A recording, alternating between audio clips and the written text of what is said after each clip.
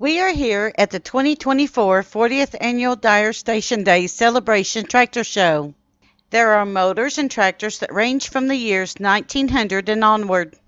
Come along with us as the proud owners of these pieces of history tell us about their amazing farm workhorses. All aboard the Kentucky Tennessee Living Time Machine. Please fasten your seatbelt and keep your arms and legs inside of the vehicle at all times. But to get going, we need your help. We still need to fire up that time machine to transport us to the town of Dyer for Dyer Station Days. Please help us by clicking on the like, subscribe, and bell notification buttons down below. Not only does this fire up the time machine, but it convinces the YouTube algorithm that we need a bigger time machine to reach more people who love history as much as you do. Now, back to our story. So as a treat today, we got surprised by a tractor show here in Dyer, Tennessee. This is a 1950s to 60s international tractor. And it is for sale.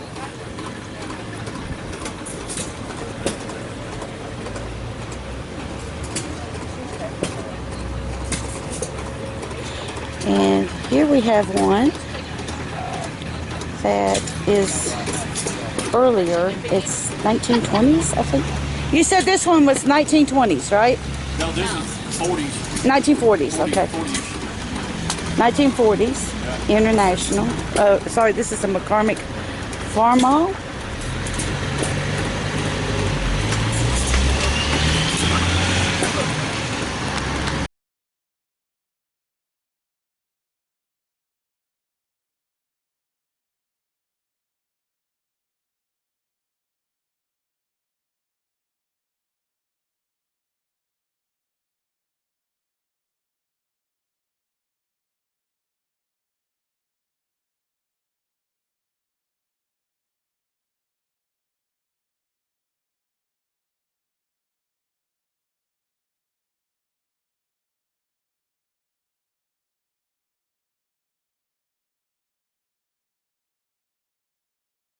And this little engine is from 1914.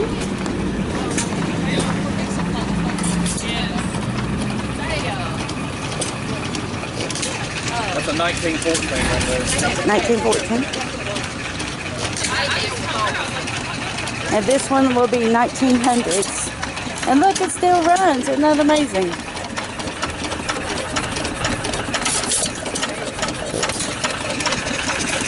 And a lot of fans should recognize this one. This is a 1929 John Deere. And let's all sing it together. Green Acres is the place to be. Yes, can you imagine Haney just sitting up on there?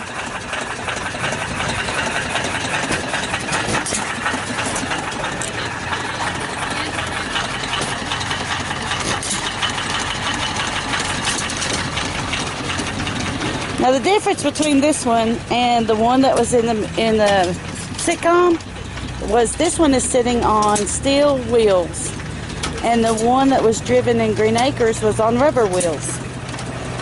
Pretty neat. Nice piece of little 1929 history.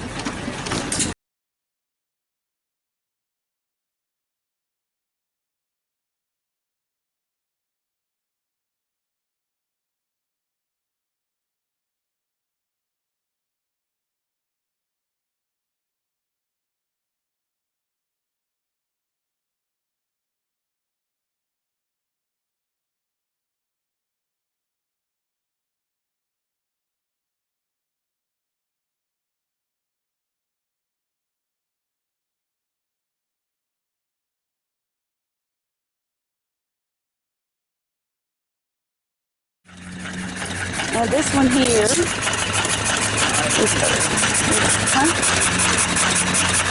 That's good. oh, thank you. So this one is, 1900. so this is the early 1900s. And look at there, it still runs. Yeah. Still that kind of too. Hi, we're here with Jacob Marx, and he's going to give us the lowdown on all of his tractors. Yep, so right here we have a 1953 John Deere 60. It's been in Gibson County, Tennessee all of its life. It actually came from New Bern, Tennessee, which is a couple towns over west. My granddad had this tractor. He bought it from the man that bought it new back in 1992. The man that bought it new bought it in 1957.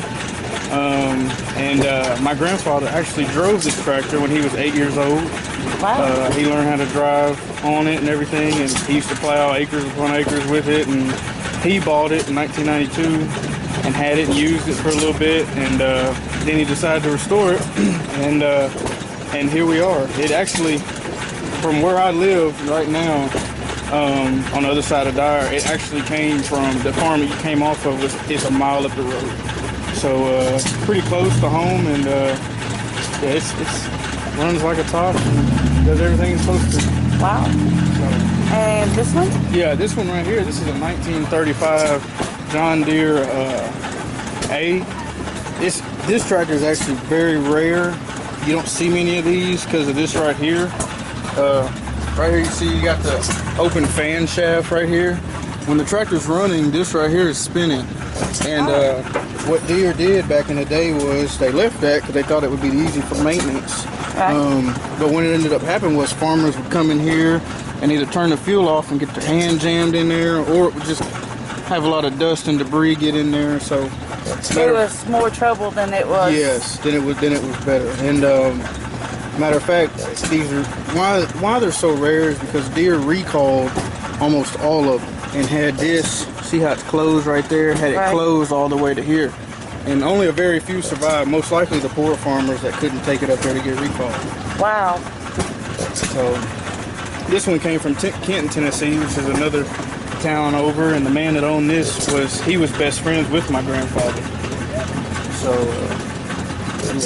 yeah. It always amazes me how these things change over time. Yes, yeah, they do. They'll go from, they came off the showroom floor back in the 30s, and they were just painted up pretty, and then they got used pretty hard, because this tractor's, been through the Great Depression and everything like that. And, wow. Yeah, it got used pretty hard, and it wasn't until late 70s when collectors really started to want to redo these, and here we are, they're back pretty again. Yeah. Well, it goes to show the appreciation of the time, you know. Let's get this side real quick. Yeah. How pretty. And this tractor right here, this is my uncle's, but my granddad had this one too, so I know everything about it. This is a I want to say 41 or 40 John Deere G. It's the one model up from the A. It's one bigger. This one. Okay. You can see the difference between that shaft and this shaft is closed. And I'll also show you another difference right here. Back to this A. See how the frame on the A is straight, no rivets, nothing. Yeah. You see the frame on the G. It's bent. It's got a little bent to be able to supply that torque. Huh. Wonder why they put the bend in it. Well, the pistons are bigger. The bore is a lot bigger, and in order to make room for the head and the block, they had to expand that chassis out just a hair. Huh. But yeah, this tractor actually came from out west somewhere. I remember my granddad going and getting it, him telling me about when he went and got it back in I want to say mid-90s. It was scrapped out. It was bad. It was in a junkyard, but he wanted a G that bad. Wow. And it wasn't running, and he said it was rough shape. He said it was just bad, and he restored it and painted it and got it back looking like it's supposed to, and here we are. It's pretty loud. It's a pretty loud thump. I would say so. Yeah, it's got a pretty loud thump to it. Now this tractor right here, this is just a regular 430 John Deere. It was my uncle's granddad's tractor that he just bought recently. Nothing too special about it, but it's one of those that runs in the family, and you know, it's special to him, just like those are special to me with my granddad having it. So this would be like having a like a Chevette, sort of. Yes, ma'am. Nothing special, but it means something to the family. It means something to the family. And they were great tractors back in the day. Great little small tractors. And right here is also my uncle. This is a John Deere 730. Now, we got this tractor, my granddad did back in, I want to say 2008, 2010, somewhere in them 2-year range. Wow. And funny story on this one, he wanted a 730, loved 730s, all because of that yellow stripe. He thought that was pretty, beautiful. And he sent 2 of his friends to Nebraska to pick this tractor up and bring it home. And wow. Granddad was going to get around to restoring that tractor, and he unfortunately passed away in 2015 and didn't have the time to. And so my uncle and my aunt, they got it painted and restored and gone through a couple years ago now. And here it is, beautiful. Okay, I have a question. Yes. And it's a girl question. That's fine. So forgive me. That's fine. No. Okay, I have noticed something about these. Okay, you see this? Yes. And some of these they're clear, and some of them they're cloudy, like a This one honey color. This one is a diesel tractor.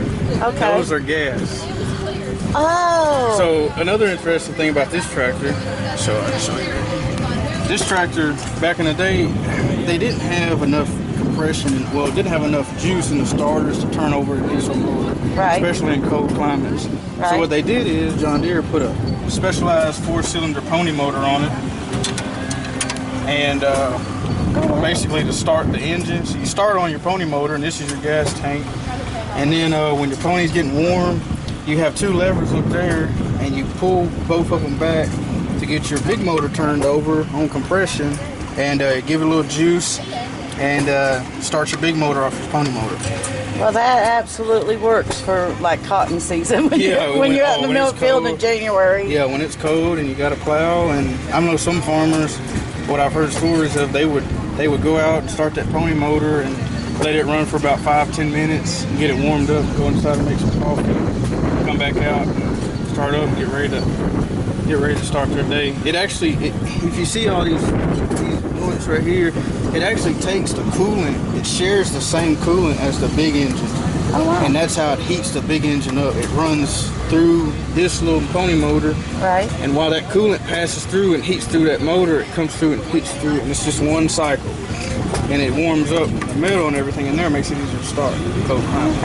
So a lot of people don't realize that in the winter months, if it gets so cold enough, diesel fuel turns into jelly. Yes, it does. If you don't treat it properly, yeah. It will. It absolutely will. I used to live in Maine. Yeah. And I had a diesel K1 heater. Yeah, yeah. And if that thing went off, good luck. I know it's pretty bad. I know it's pretty bad. But that's all for what we got here. And I appreciate you coming today. Appreciate you having me. Thank you.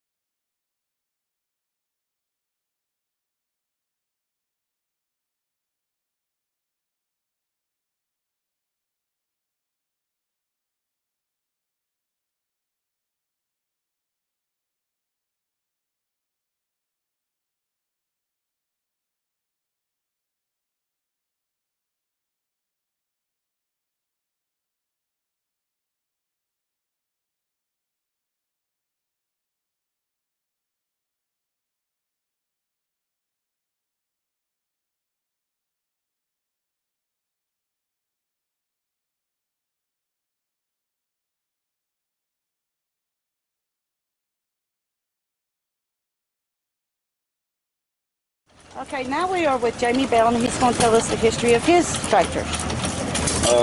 This is 1947 pan seat GW. They actually built 107 of this tractor. It's a low production tractor. The tractor was originally shipped to Sacramento, California.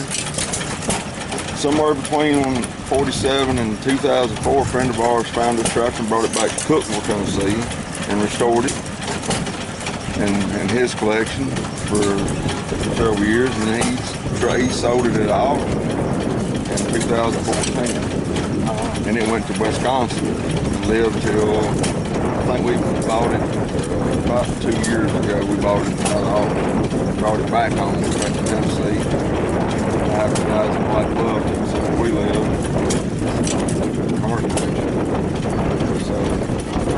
so it's probably used in the vegetable fields of California.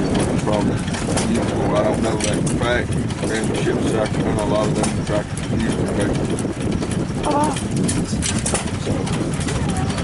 So it's I can see it planting a lot of tomatoes.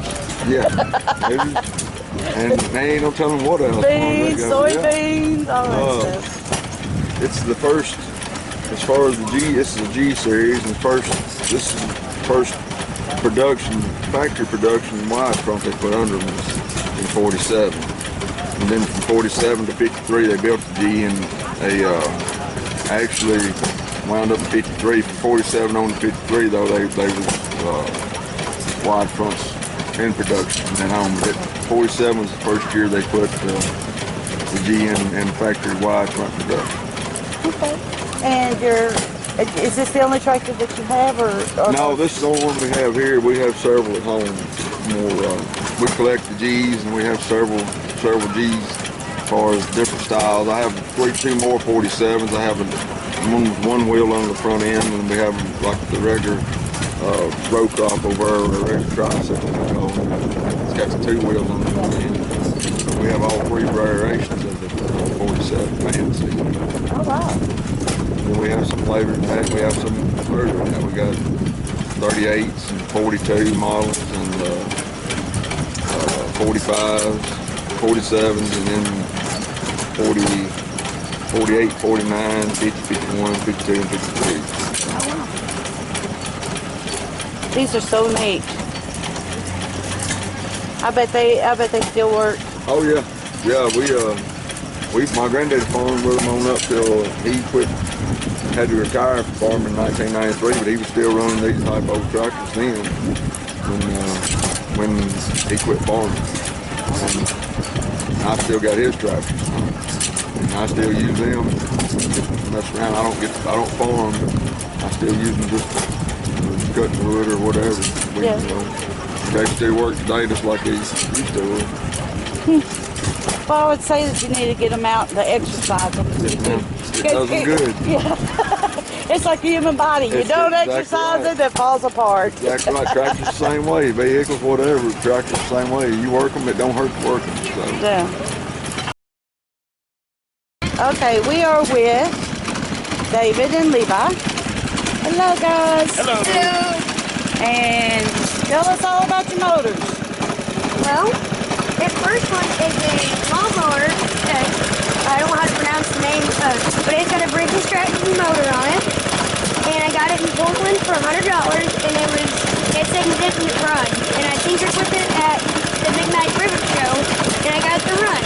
And ever since then, it's been a running mower that works really good. Okay.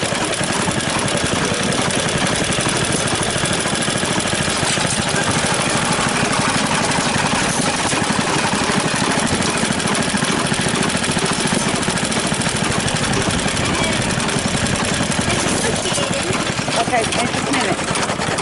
Talk into the mic. Disassociated is an engine we got in Portland. Same with the lawnmower. And this engine we got, did we get it, Tom? I don't remember if we got it. But we got it, and we tinkered with it, and it finally started running. And we realized that we had to keep choke at all times. So we originally had masking tape on it down there on the breather. But we eventually made some plugs on the leaves so we can keep the choke bolts on it so it's running perfect. Now, for all of you guys wondering why Levi is talking to me, Levi is the owner of all these guys.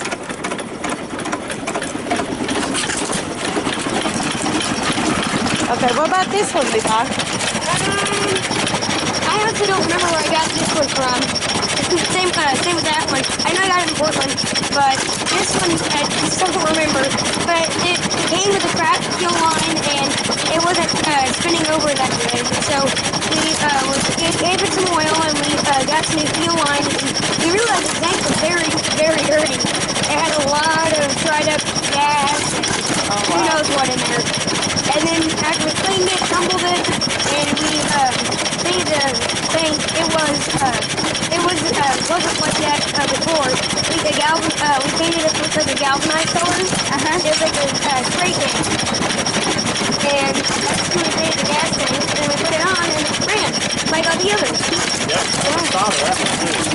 Yep. You need to get you one of these. They're cheap. I use these for recording. I record for my company. It's a purple Panda Live mic. It's got a jack. You fit right into that. Oh. 3mm. You can carry that thing around. Handy as all get out. Oh, I'll have to check that out. Cheap. I don't even remember. It's $33. There you go. And it is a great mic. We record news and everything with it. That's my next purchase. Yeah. You need one of those. They're I handy as all do. get out. Okay, Levi, tell me about this one. This one is a modern pump jack engine. I got this from the same place I got that one from, which I still don't remember. But this engine was a pump jack engine. So you can see this cam. You put a pump jack in, it pumps your water or your oil. So if you wanted to get water in the morning or you had running water, it would pump the water. Now, when we got this engine, when we were working on it, we weren't quite sure it'd run, but after we ran it for a while and it got running, we got it oiled and everything, it seized. So we opened the crankcase, which is over here, and we found there was a whole bunch of sand in it, which whoever owned this before us, so they sandblasted the inside, and they never took the sand out. And the sand seized the engine where it didn't run. So we cleaned all the sand out, and it ran perfect, like it is now. It still occasionally has hiccups and tries to fly into the air, but it runs good after we got the governor set. What about this one? This is the very first engine I ever got. I got it from John's Alabama. It is a Z Fairbanks 1.5 horsepower. It runs 500 RPM. And these engines, do you know what they ran? Same stuff as all of them, all kind of things, corn tractor, this, that, and the other, whatever you needed around the farm. Pretty much. Oh, wow. And this one isn't running right now because the mag's messed up. They're really cheap and very not good. So they put the condensers inside the winding and they get messed up and they just don't really work. So you have to take it all apart and then you have to like rebuild it all back together, but you have to get like new winding and everything. Okay, now what about the green one back there? That one is a headless quitty. We have a bigger version of that is 6 horsepower, about the size of a garden tractor. But that was just a smaller version of it. The reason why they call them headless is because of, well, you've seen on these, they have like this little cylinder looking thing on the front. Oh, okay. But this one, they had it on the side, and it had no head. And all your intake and exhaust valve were under here, right here. So, what they would do on these mostly, they would have them on bus coils, which, here. This is easy to show it on too. There's the coil, and there's your battery. And there's a little there's a little cam, and it completes a circuit every time it sparks. So was this an actual tractor, or what was this used for? Same as all, like you said, corn grinders, These are anything. stationary engines. They weren't on a tractor. You would just have these around the farm. If you needed electricity, you would run a corn grinder, a baler, those types of things, whatever you had around the farm that you needed to run. This was your source of power. Because most of these farms didn't have electricity yet. And so you needed a place to have something to power things. You know, we don't have one with us today, but we've got smaller engines to power your washing machine. They're called little Maytag. Yeah, Maytag actually was one of the first big engine manufacturers. They make gas engines for about 60 years. I have a 1950s Maytag washer I still use. They work good. That's cool. Only thing that you have to replace on them is the belts. That's it. That's all you have to replace. They'll last forever. Yeah. Everybody, my mother's on to me, why'd you buy in their washer? I said, why? This one works just as fine and good. Might as well do it. Okay, now tell me about your blue tractor. So this is a Ford OGD 125, like I said. This one I got, I don't know, like a year ago for $400 because I've been wanting a garden tractor. And I was like, hey, this is a good one. And my mama saw it on the Facebook Marketplace, so we went to go pick it up. And it ran, and we got it on the trailer. We got it home. It was starting to, so when we tried to start it like a few weeks later, over here in the breather, there's when we tried to start it, fuel was leaking out of the breather. Well, you can see where the gas kind of messed up the paint, but it leaked a lot, and then we couldn't figure it out. But then we finally took this whole assembly off, took to the carburetor, and we realized the butterfly or fuel flow? Flow. It was stuck wide open, and fuel was leaking out. Ever since then, it's very good. Thank you, guys. You're welcome. I'm on the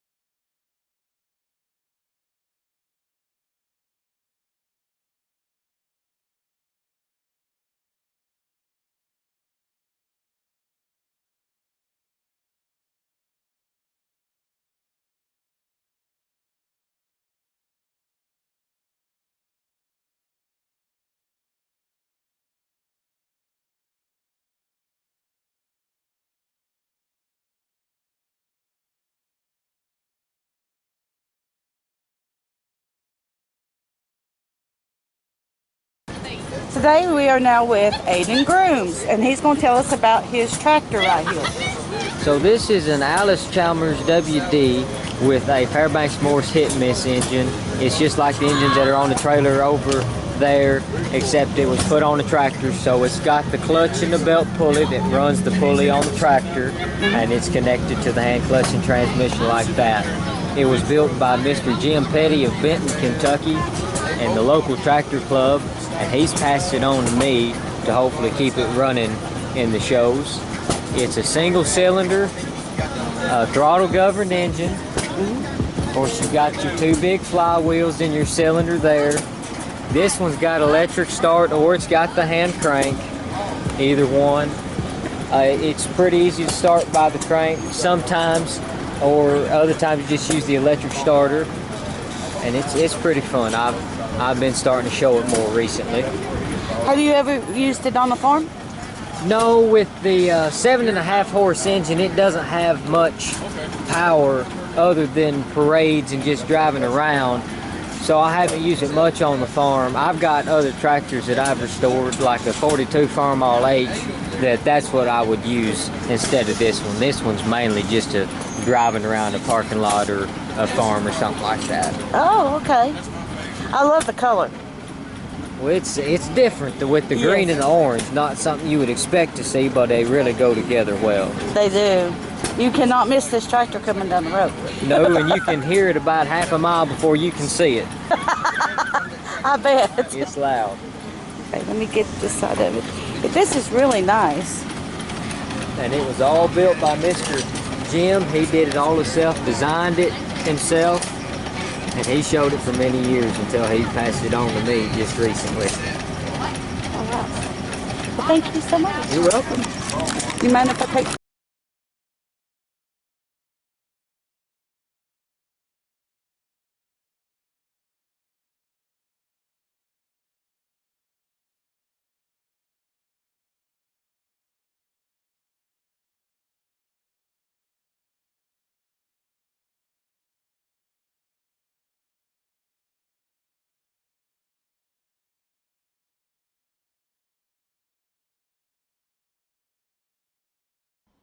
Thank you.